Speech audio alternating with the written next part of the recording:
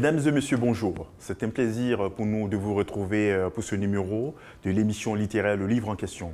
Comme vous le savez, nous nous retrouvons souvent pour partager ensemble notre passion pour la chose littéraire. Alors pour ce numéro, nous recevons une jeune dame. Elle est d'origine ivoirienne. Elle est artiste, musicienne, chanteuse, danseuse. Vous êtes quoi d'autre encore? Comédienne, chorégraphe aussi. Chorégraphe, oui. Alors, donc elle s'appelle Clarisse Dadier. Alors, Clarisse Dadier, vous avez écrit un livre, au-delà de tout ce que vous faites là, vous avez écrit un livre et le titre du livre, c'est « Ma vie en action ». Alors, pourquoi ce titre, « Ma vie en action » ? J'ai choisi « Ma vie en action » parce que ma vie doit continuer, elle continue. Elle doit toujours continuer. Donc, raison pour laquelle j'ai choisi ce mot. Ma vie en action. Ouais. Bon, ok, un livre aussi en action que déjà on recommande à nos téléspectateurs. Alors Clarisse Dadier, donc rapidement, Clarisse Dadier est auteure de 8 albums. Elle est aussi mère de 5 enfants. Elle est autodidacte et n'a pas connu sa génitrice qui est morte alors qu'elle était très jeune. Elle a été élevée par sa tante Préka Kato Catherine et l'époux de cette dernière, lui, Abouaga. Alors voilà, c'est parfait déjà ce que je dis de vous, c'est vraiment, vous reconnaissez oui, oui, ouais. Dans ces faits. Oui. Oui, elle part donc en France le 17 septembre 1982. Elle y connaîtra plusieurs mésaventures. Après plusieurs années dans la clandestinité en France, elle est aussi victime de calomnie, de méchanceté, de dénigrement. C'est toutes ces raisons qui l'ont poussée à écrire un livre pour donner sa version des faits. Voilà, donc voici en quelques mots votre présentation par votre...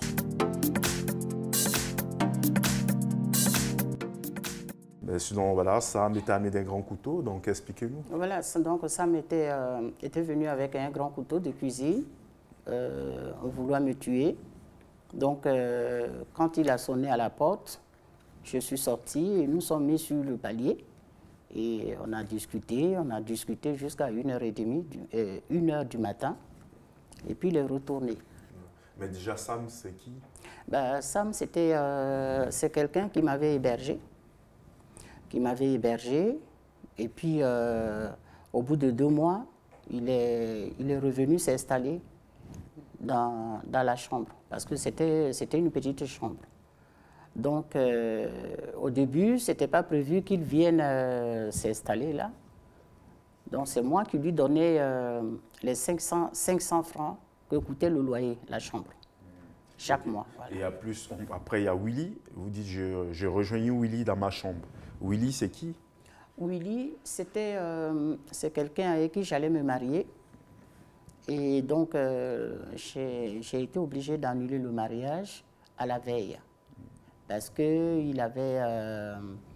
On reviendra là-dessus. Voilà. Sinon, Willy, et lorsqu'il me demanda qui était Sam, je fus obligé de lui dire toute la vérité, puisque, voilà, qu'est-ce que vous avez dit à Willy en ce moment-là? Parce qu'au début, Willy... je lui avais présenté Sam comme un cousin. Et donc, quand il avait appris tout ce qui s'était passé en étant sur le palier, après, il m'a posé la question. Lorsque je l'ai rejoint dans la chambre, j'étais obligée de lui dire toutes les vérités. Et puis... par la suite, on voit Willy qui dit « Tiens, voici mon pistolet, me dit-il. Il t'a touché, je vais le descendre. » C'est Willy qui dit ça, il voulait abattre Sam avec son pistolet. Oui, et qu'est-ce que vous avez ressenti en ce moment-là? Moi, de toutes les façons, j'étais déjà dans l'eau. Hein. J'étais déjà dans l'eau, comme on le dit. Dans l'eau, c'est-à-dire? J'étais déjà dans l'eau, j'étais déjà mouillée. Dans la peur, quoi. Voilà, c'est ça. Donc, il y a Sam qui voulait me tuer. Il y a l'autre, Willy, qui voulait me tuer au début. Et puis, bon, il voulait prostituer Sam. Voilà. Donc, ça commence fort. Alors, donc, votre livre a été préfacé par Richard Brady. Alors, qui est ce monsieur? C'est un ami qui est avec moi, là, actuellement, qui est là. Oui, Richard Brady. Ah, ok, c'est lui qui a préfacé votre livre. Oui.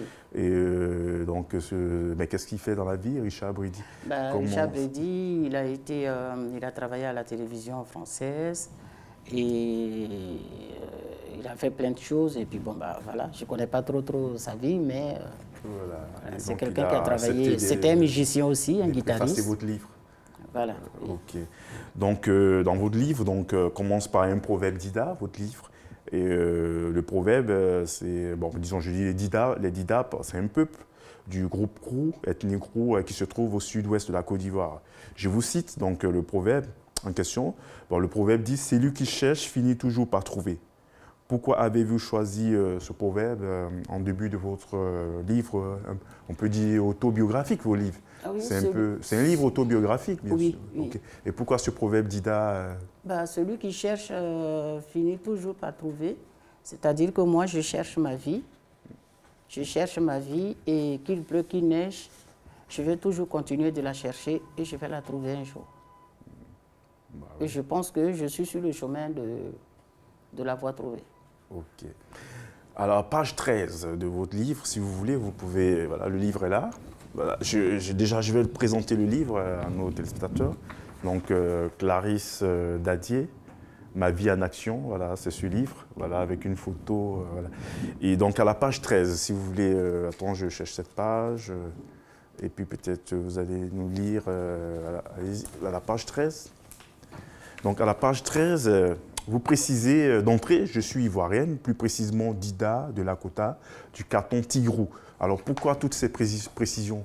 Mais pour me faire connaître, il faut que les gens, il faut que la population, le monde sache qui je suis, sache d'où je viens. Parce que chacun de nous vient toujours de quelque part. Donc vous vous considérez un peu comme une ambassadrice du peuple d'Ida, du canton Tigrou. Canton Tigrou, oui, parce que c'est là que c'est l'endroit où mon placenta a été enterré. Donc je viens de là. Donc pour que les gens sachent d'où je viens. Raison pour laquelle je donne tous ces détails. Ok. Bon, à la page 20, si vous pouvez aussi... À la page combien? 20. À la page 20, nous sommes donc en 1967 et vous êtes choisi par les responsables de votre école de coiffure pour diriger un défilé à l'arrivée du président français, Valéry Giscard d'Estaing, en Côte d'Ivoire.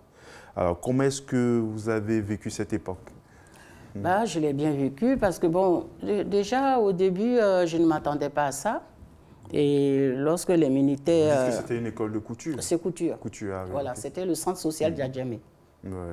Et donc, lorsque les militaires sont rentrés dans notre école, et ils sont allés vers la directrice, à qui ils ont demandé de leur donner des filles éveillées et tout ça. J'ai été la première que Mme Diouf a appelée. Donc, moi, j'ai été choisie parmi ces personnes-là. Et je ne pensais pas que j'allais être choisie.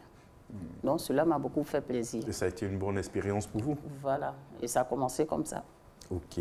À la page 29, votre mère, avant son décès, vous confie à sa sœur Préka Kato Catherine. Alors, dites-nous comment est-ce que vous avez vécu cette période de votre vie avec votre tante Préka Kato Catherine? Que vous avez aussi en photo dans votre livre. Oui. On montrera la photo de Préka Kato Catherine tout à l'heure. Oui, bon, j'étais toute petite, hein, j'avais 1 an lorsque ma mère biologique m'a quittée. Et donc, j'étais avec sa petite sœur qu'elle m'avait confiée.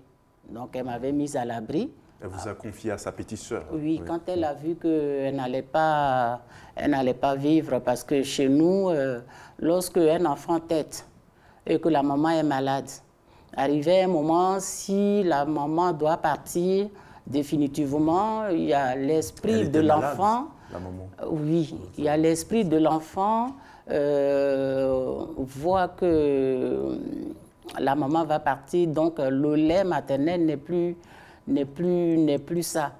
Donc l'enfant refuse de téter. Donc ça a été mon cas. Et c'est à ce moment que ma mère biologique s'est rendue compte qu'elle était en train de partir. Donc sa première idée, c'était de me mettre à l'abri, me confier à sa petite sœur de même père, qui s'appelle Préka Kato Catherine, avec son mari, M. Akwata Abouoga Louis. Et ça s'est bien passé, votre éducation? Oui, ça s'est très bien passé. Seulement, le problème qu'ils ont eu, comme j'en parle dans mon livre, ma tante était stérile. Donc, il y avait un problème pour m'allaiter. Et donc, elle était coiffeuse, elle était danseuse traditionnelle. Et son mari, M. Akwata Louis Abouga, c'était le plus grand percussionniste de Sassandra. Sassandra est une région de la Côte d'Ivoire. De la Côte d'Ivoire, voilà. Son village s'appelle Adepem. Et donc, lui, ils ont choisi de me faire boire le vin blanc, qu'on appelle le vin de palme, qu'on appelle Bangui blanc en Côte d'Ivoire. Donc, quand ils m'ont donné ce vin, le premier jour, voilà, tellement que c'était sucré, bah, je dormais. Dès que je buvais, je dormais. Donc, quand ils ont vu que ça me soulageait, ils ont choisi de rentrer dans le village de son mari, à Depem. Ok. Donc, vous êtes aussi, un peu plus tard, vous êtes confié à M. Albert Wawa, alors que vous aviez 8 ans. Ce dernier comptait vous élever et vous épouser à votre majorité. Alors, voulez-vous parler-nous un peu de votre vie aux côtés de ce monsieur? Parce que bon... Monsieur Akwata, monsieur Albert Wawa. Albert Wawa, père à son âme, parce qu'il ne vit plus aujourd'hui, était le tuteur d'un de mes grands frères qui s'appelait Toti Lazare. Et donc, ce monsieur n'ayait pas de femme. Il a dit à mon frère que s'il pouvait lui trouver une femme. Donc, mon grand frère, il a jugé bon de me prendre pour me le confier. Parce qu'il ne voulait pas que je me marie au village là-bas, parce que c'est comme ça que ça se passe. Comme notre tante qui me levait, était dans le village de son mari, donc forcément, son beau-frère allait vouloir m'épouser. Et mon grand frère n'était pas d'accord, donc il est allé au village, il a dit à notre aîné, et ils se sont mis d'accord, et avec M. Wawa Albert, ils se sont rendus dans le village de mes parents adoptifs, à Depem. Et ils leur ont dit, voilà, mon tuteur a besoin d'une femme pour vivre avec. Et vous avez 8 ans? Oui, j'avais 8 ans. Mais c'est comme ça que ça se passe là-bas. Hein. Même tu es dans le ventre. Et si c'est une bonne famille, il y a l'autre famille qui vient voir cette famille pour dire, si votre femme a accouché, si c'est une fille, c'est ma femme. Donc déjà à l'âge de 8 ans, j'étais déjà grande, je n'étais plus dans le ventre. Et donc c'est comme ça que ça s'est passé, ils ont accepté. Et puis, ils sont venus avec moi à Abidjan. Et vous étiez chez lui, comment vous avez vécu ça? Vous saviez qu'un jour, ça serait votre mari? Non, mais au début, moi, au début, je ne pensais même pas à faire de mariage, machin. Moi, j'étais à Abidjan, je ne partais plus au champ.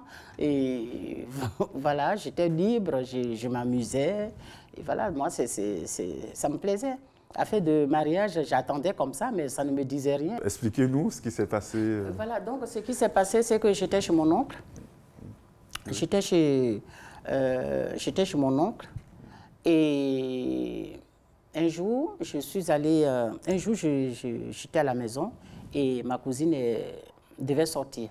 Donc elle m'a dit, reste à la maison, il ne faudrait pas sortir parce que je vais avoir un coup de fil de Paris. Et donc, après son départ, on m'a appelé. Ils l'ont appelé plus tôt. J'ai décroché le téléphone. La personne m'a demandé si elle était là. J'ai dit non. Donc, il m'a laissé un message pour elle. Et après, il m'a demandé si j'étais mariée. J'ai dit non. Pourquoi? Non, mais parce que vous avez une belle voix et tout ça. Et vous avez quel âge? Et puis, bon, ben, on a causé et tout. Et puis, lui, il s'est présenté. Donc, il m'a dit, voilà, je voudrais que tu sois ma correspondante. Et j'ai dit, d'accord. Donc, le soir, ma cousine est arrivée, je lui ai fait le compte rendu. Et puis, on s'était changé, lui et moi, on s'était changé de téléphone parce que j'étais coiffeuse. Et donc, j'ai fait le compte rendu à ma cousine. Donc, tout allait bien. Et puis, un jour, il m'appelle et puis il me dit, je vais te faire venir en France. Ah, je dis, il n'y a pas de problème. Et donc, j'en parle à la maison, à tonton, à tout le monde. Et puis, on était tous contents. Et puis, voilà, donc au moment de venir en France, ce jour-là, ma cousine était jalouse. Et voilà, elle a été jalouse, elle n'a pas... Au début, elle a pris ça à la légère, comme moi aussi, mais quand elle a vu que ça allait au sérieux, elle m'a dit... déjà, elle m'a demandé de lui prêter mes affaires. Donc, je lui ai prêté. Okay, mais bon, voilà. c'est pas ça. Mais donc, vous avez gardé aussi le contact avec cette dernière après, Comment? Vous avez gardé le contact avec cette dernière Non, on n'a pas gardé contact, mais nous ne sommes pas en histoire. Voilà, parce que moi, je ne garde jamais rancune. Donc, vous prenez votre vol pour Paris le 18 septembre 1982. Quelles ont été vos impressions une fois dans la capitale française? Ben, bon, je n'étais pas trop dépaysée parce que en Côte d'Ivoire, la Côte d'Ivoire est quand même construite à peu près comme Paris. Donc, je n'étais pas trop dépaysée. Mais ce qui m'a beaucoup frappé, c'était la neige. De deux, la chambre dans laquelle j'étais rentrée pour habiter, c'était pas ça. Ma valise ne pouvait même pas rentrer, elle était sur le palier. C'était un peu la désillusion. Voilà, et puis bon, il n'y avait pas de douche, il n'y avait pas le... Et vous étiez rentré chez qui? Bah, c'est mon correspondant qui m'avait fait venir. Oui. Et donc, il n'y avait pas de cuisine, il n'y avait rien, quoi. Il y avait le WC qui était sur le palier. Une fois que tu rentres dans la chambre, bah, tu dois t'asseoir. Si tu te lèves, tu sors. Étant donné qu'en Côte d'Ivoire, bon, on était dans une villa, dans les grandes maisons, comme partout là-bas. Donc, c'est ça qui m'a... Ça a été un peu un petit choc culturel. Voilà,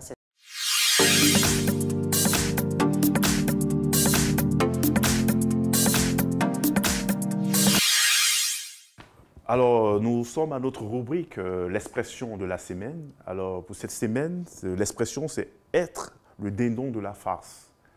Elle désigne donc l'état d'un malheureux, le plus souvent naïf, se trouve berné après une affaire, un contentieux fâcheux.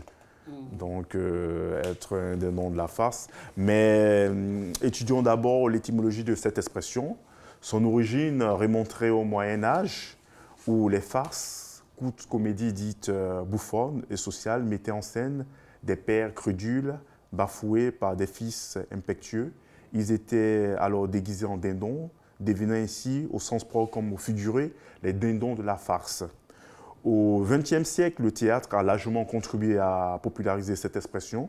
Ainsi, Feydeau, dans sa pièce intitulée Le Dindon, publiée en 1896, fait la part belle à des êtres dupés, et auteur phare de la Belle Époque, et il a surtout rédigé des pièces comiques faisant une satire acerbe de la bourgeoisie parisienne de son temps. Ces personnages représentatifs d'une société hypocrite et légère en prennent tous pour les grades. Épouse modèle, mari volage, maîtresse importune. Le Dindon relate les mésaventures de Pontagnac, dandy et coureur de jupons, invétéré, pris à son propre piège en cherchant à séduire la femme de son meilleur ami. Donc voilà, brièvement l'expression être le dindon de la farce. Tu as un peu compris le concept, Clarisse? Ouais. Ok.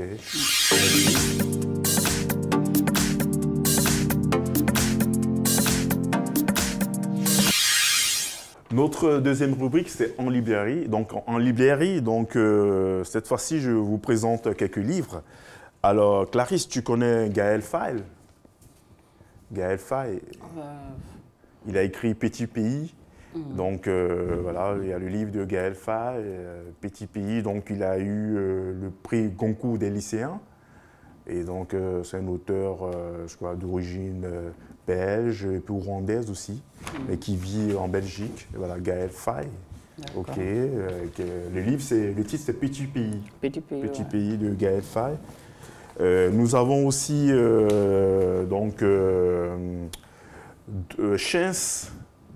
Chance, écrit par Bao Dorothy, aux éditions Edilivre. Bon, je tiens à préciser que l'auteur de ces livres fait partie de la maison de BZD-TV. Bon, vous découvrez après la personne. Et il y a Michael Nativel qui a écrit Cyparus, C'est un récit un peu sur l'éruption volcanique en Martinique en 1902. À l'époque, voilà, il parle d'un prisonnier qui a été le seul survivant de l'éruption volcanique. Et il y a aussi ce livre, Les voiles du cœur. C'est écrit par votre serviteur, par Simplice Animaux. C'est une fiction, Les voiles du cœur de Simplice Animaux, une fiction un peu sur l'érotisme à l'africaine, bon, voilà, écrit par votre serviteur. Vous avez aussi ce livre de Marie-Yolande Hugues, La Côte d'Ivoire à l'épreuve de la démocratie.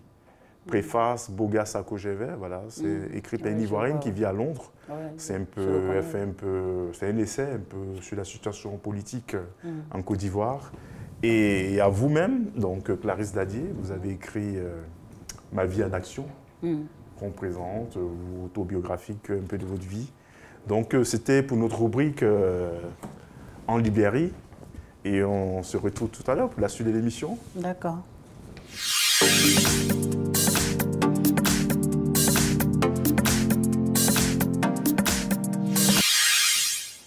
Alors, vous avez un livre qui vous a marqué, Clarisse Dadier, comme coup de cœur littéraire? Le livre qui m'a marqué, c'est le livre autobiographique de Yoni Hallyday.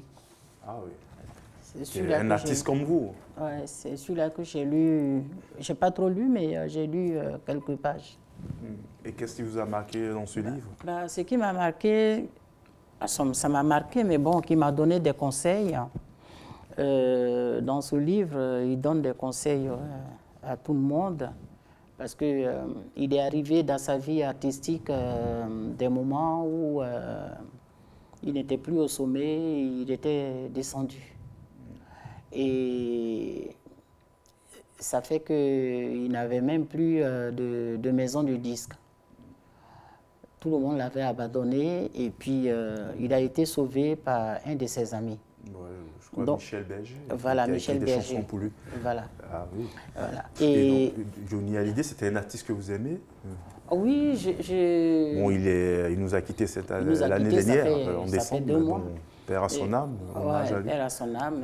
Et je l'ai beaucoup aimé, je l'aime, parce qu'un artiste ne meurt pas, personne ne meurt. Parce que même si tu n'es pas artiste, dès l'instant tu as des enfants, ou tu n'as pas d'enfants, tu as fait des choses, on dit toujours, ah, c'est telle personne qui avait fait ça. Tu laisses tes œuvres. Voilà, okay. Donc personne ne meurt. Okay, donc ça m'a donné des conseils où il dit, il ne faut jamais se décourager. Lorsque tu étais au sommet, tu es descendu. Il ne faut jamais se décourager, il faut toujours aller de l'avant. Alors il y a aussi un petit auteur à qui on fait un petit coucou, Paulo Coelho. Paulo Coelho. Voilà. Donc, c'est un auteur d'origine brésilienne. Donc, Paulo Coelho, il est né le 24 août 1947 à Rio de Janeiro. Était un romancier interprète brésilien. Il a acquis une renommée internationale avec la publication de L'Alchimiste, vendue à 65 millions d'exemplaires en 56 langues. Voilà, donc c'était pour Paulo Coelho. Alors, donc, Clarisse Dadier, on revient donc à votre livre. Ma vie en action. Alors, après l'écriture de ce livre, quel est le retour? Qu'est-ce que le grand public, ceux qui ont lu votre livre, qu'est-ce qui... Tous ceux qui ont lu mon livre, à chaque fois, ils m'appellent. Ah oui, j'ai lu ton livre, il m'a fait pleurer, voilà, tout ce que tu as vécu. En même temps, ça leur donne des conseils, parce que c'est un livre qui donne des conseils, qui met les gens en garde, parce qu'on ne sait jamais à qui on a affaire.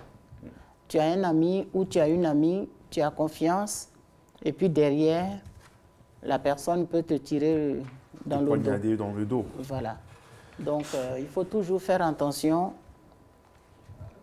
Il faut toujours faire attention quand on marche, quand on fait des connaissances, quand on a des amis, parce que ce n'est toujours pas ce qu'on pense de l'autre. Oui. Alors, vous faites ensuite des rencontres. Vous rencontrez Patrice, Sam, on en a parlé tout à l'heure, puis Willy et bien d'autres. Alors, quelle est la personne qui vous a marqué dans votre péripétie? En toutes ces personnes... Dans ce livre? Oui, qui sont dans le livre. et qui vous ont marqué dans votre parcours, dans votre vie? La personne qui m'a marqué ici en France comme en Côte d'Ivoire. C'est surtout celui qui m'a fait venir en France. Parce que c'est grâce à lui que je suis en France aujourd'hui. C'était Patrice, non? Patrice, oui. Voilà. C'est d'origine gabonaise? Non, lui, il est ivoirien. Ah, Patrice, parce qu'il y avait aussi le prétendant qui était d'une famille riche, gabonaise aussi. Gabonais, oui. Il était étudiant en gabonais. Ouais, vous avez le choix entre ce dernier et l'ivoirien, et vous avez choisi l'ivoirien, oui, qui vous a fait finalement faire partie en France. Oui, c'est-à-dire que, comment il s'appelle, Nicolo, qui était étudiant en Côte d'Ivoire, et comme je dis dans le livre, il voulait m'épouser. Donc il était venu demander la main à mes parents. Et donc, ce jour-là, au moment où il était venu avec ses parents, ses cousins, c'était l'ambassadeur du Gabon en Côte d'Ivoire, qui était son grand frère. Donc, avec la boisson et tout, au moment où on était en train de parler, le téléphone sonne au salon, et puis ma cousine, elle va décrocher. Et c'est Patrice qui appelle de Paris, en disant c'est moi Patrice, j'appelle de Paris, je voudrais parler à Clarisse parce que je veux envoyer son billet, donc est-ce qu'elle est là? Ma cousine dit oui, elle est là, mais elle ne peut pas aller en France parce qu'elle a un copain gabonais qui est à l'université ici. Dont les parents ont déjà fait la dot. Voilà, ses parents sont venus donner la dot, donc avec mon père, nos tontons, tout ça, ils sont dehors en train de parler. Donc, Patrice, il lui disait, mais appelle-la. Ma cousine ne voulait pas appeler, donc elle a raccroché. Et donc, tonton avait attendu. Et le téléphone a ressonné et tonton, il s'est levé pour aller décrocher. Oui, si. Et c'est à lui maintenant que Patrice demande de m'appeler. Donc, il explique tout à Patrick. Il explique tout, Patrice, il explique tout à tonton. Et tonton dit, ne quitte pas, je vais l'appeler. Donc, il demande à tonton, mais sa sœur dit... Tout est dans le roman, hein. C'est toute une histoire, c'est assez passionnante. Moi, j'ai lu, je pense que c'est un livre que je vous conseille. Clarisse Dadier, Ma vie en action, le livre est plein d'action, bien sûr. Et puis, c'est passionnant. Alors, une fois à Paris, je crois, un soir, vous avez été victime de viol par Sam. Alors, nous allons... je ne sais pas, on ne va pas lire le passage, mais bon, à la page 111, le dernier paragraphe, vous avez nous faire quelques commentaires à ce sujet. Qu'est-ce qui s'est passé avec parce Sam? Que vous l'avez dit dans le livre, qu'une nue, je crois qu'il a un peu abusé. Oui, parce que donc, lorsque je suis arrivée en France, un an après, avec mon correspondant qui était prévu comme Patrice, voilà, comme futur mari ou machin. Bon, il s'est passé des choses et puis bon, il m'a foutu dehors. Donc, je suis allée habiter chez une copine, comme je dis dans le livre. Et puis, mon cousin est venu me voir de l'étranger, c'est-à-dire le fils de mon oncle chez qui j'étais avant de venir en France. Tonton l'a appelé pour lui dire que j'avais des problèmes et que je n'étais plus là où j'étais. Donc, il est venu me voir avec un de ses amis et il a demandé à son ami, comme il avait son petit frère, son ami a un petit frère qui s'appelle Sam, qui avait une chambre dans laquelle il ne vivait pas, puisqu'ils ont une grande sœur ici. Donc, la grande sœur, il était souvent chez elle. Donc, mon cousin a demandé à son ami, dis à ton petit frère de donner sa chambre à ma petite cousine. Et c'est comme ça que Sam m'a donné sa chambre. Oui. Et puis bon, après... Bon, voilà, après, 2 mois après, il est venu s'installer là. Il a commencé à avoir de mauvaises intentions. Et, voilà. Bon, c'est des comportements regrettables, hein, bon, c'est des choses qui arrivent. Dommage. À la page 123, alors, donc vous partez en Hollande, vous avez fait le voyage en Hollande en vue de vous marier avec Willy, qui était votre futur époux.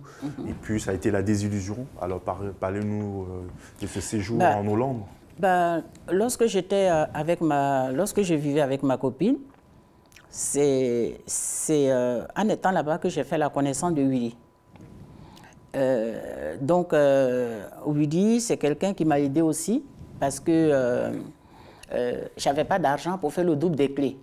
Donc, je travaillais, je faisais 2 heures de ménage quelque part. J'arrivais, il était 20h30. Et ma copine chez qui j'étais, elle rentrait à minuit. Donc, tout ce temps, j'étais dans les escaliers. Parce que c'était un hôtel au mois.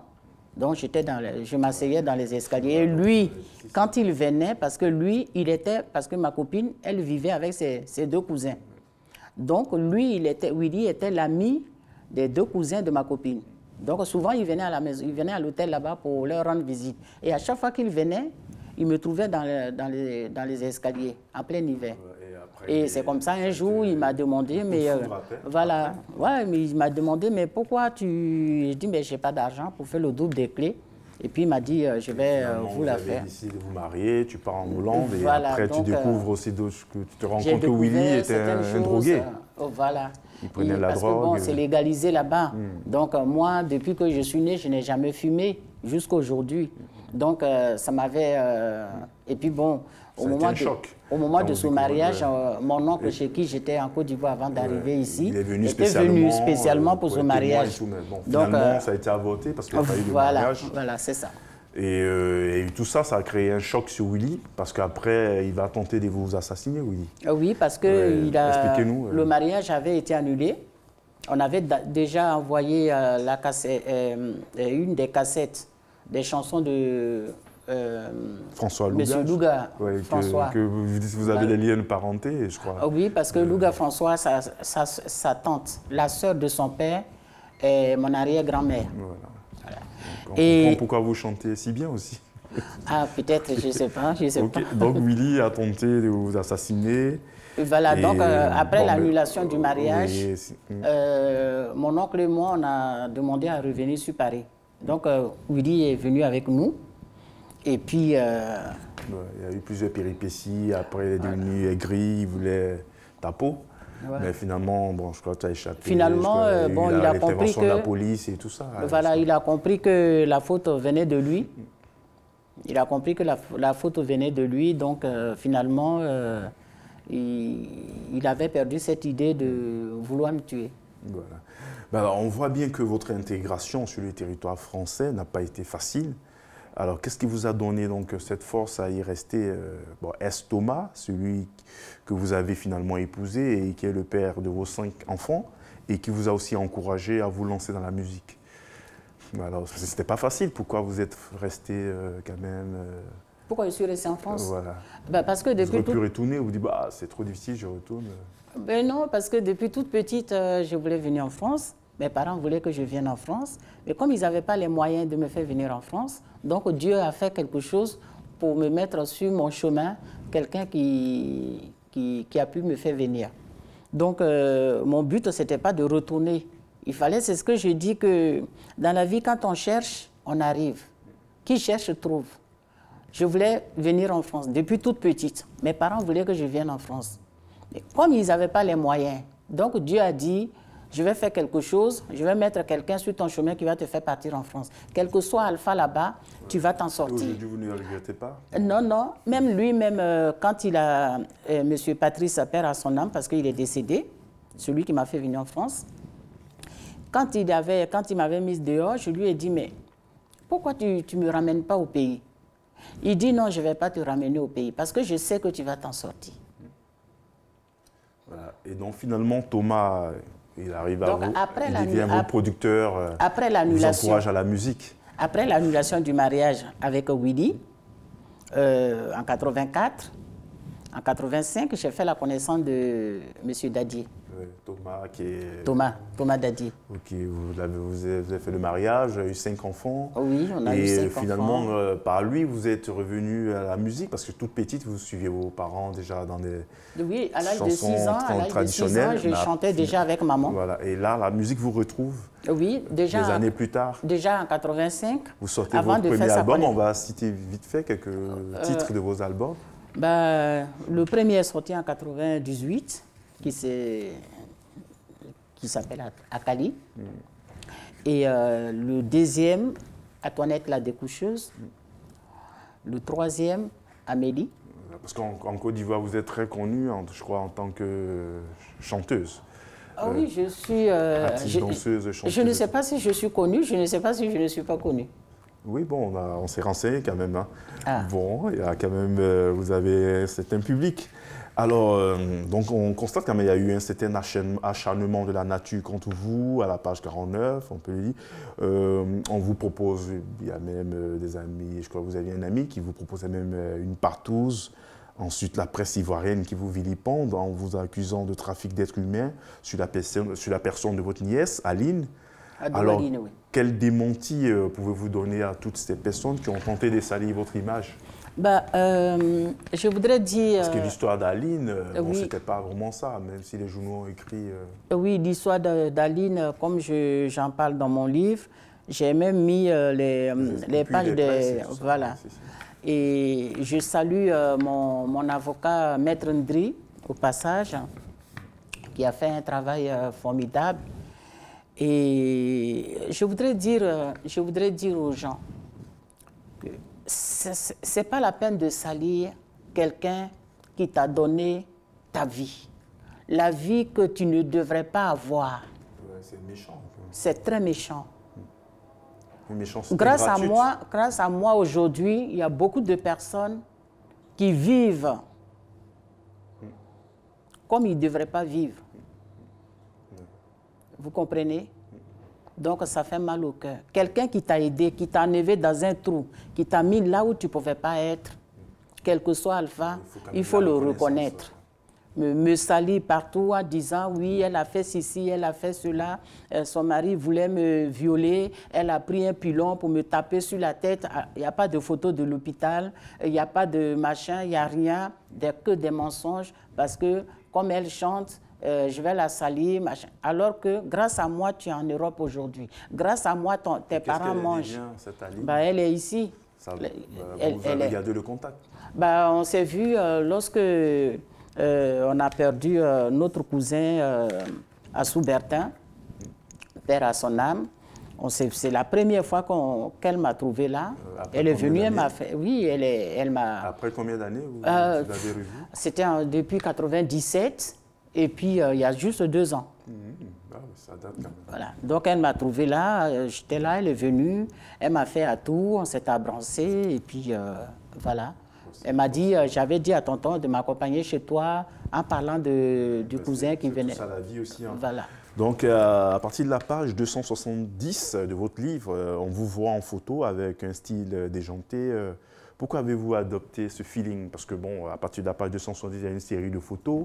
De vous, déjà, il y a une photo, on vous voit avec votre mère adoptive, oui.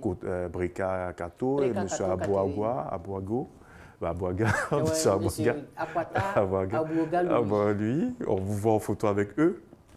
Et après, on vous voit vous-même en photo avec des styles. Alors, depuis quand avez-vous adopté ce look? Déjà, on vous voit, alors, hein, le feeling, je vois des déchirures, déjà les cheveux et tout. Ce sont vos vrais cheveux? Non, non, ce sont des rajouts, tout simplement. Ce sont des rajouts. On vous prendrait pour une artiste jamaïcaine qui fait de la musique reggae? Non, c'est mon style à moi. Moi, c'est mon style, toute seule. Voilà, c'est le style Clarisse Dadier.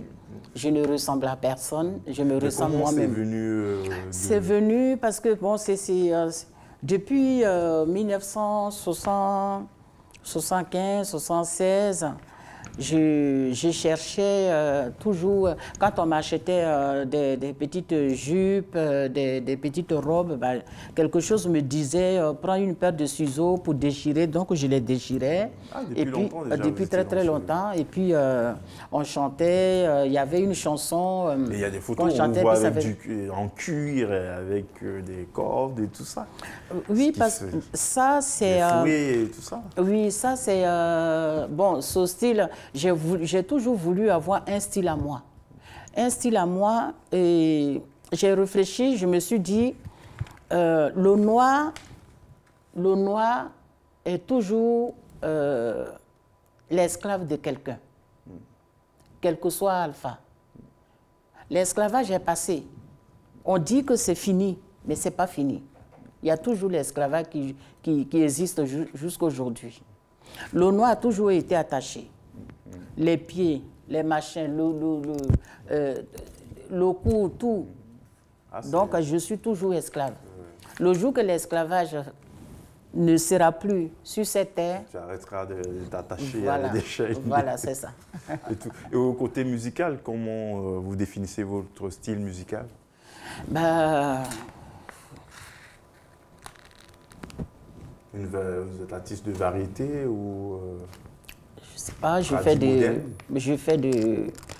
de la variété parce que j'aime pas me canaliser dans un seul truc. Voilà, donc je fais du reggae, je fais du traditionnel, je fais la musique africaine, je fais la musique En tout cas, nous avons eu la chance de vous écouter, vous chantez très bien. Et merci beaucoup. Félicitations. Et merci. Donc, voilà, donc, le livre Ma vie en action de Clarisse Dadier, dont je vous conseille donc, ce livre autobiographique, vous devez sûrement, à coup sûr, le lire. Alors Clarisse Dadier, notre émission tire à sa fin et donc on a une tradition. Vous allez nous faire une dédicace du livre en direct. Je vous donne... D'accord. Je voudrais aussi dire, si vous me permettez, oui. Pendant que je suis sur ce plateau, tous ceux et toutes celles qui veulent utiliser mon image pour faire un film. Oui, parce que vous êtes aussi comédienne. Ouais. Voilà. Qui n'hésite pas. Vous êtes ouvert à tout casting pour jouer dans des films et tout éventuellement. Voilà. Donc avis à tous les réalisateurs, donc producteurs de films. Voilà. Clarisse Dadier est aussi actrice, comédienne, chorégraphe. Ils peuvent vous prendre la contacter, même la contacter via BZD TV. On vous mettra en contact avec elle si vous pensez qu'elle peut jouer dans vos films. Même utiliser mon histoire pour faire un film. Okay. Ou même des documentaires, du théâtre, tout ça. Je pense que ça a le mérite. Il n'y a aucun problème. Ok, pour la dédicace, donc vous allez nous faire une dédicace à l'équipe de la télé, et nous dire ce que vous écrivez. Voilà. Bah, ce que j'ai écrit juste pour vous. Écrivez. Voilà. Et après, vous allez nous lire le message qui est écrit comme dédicace.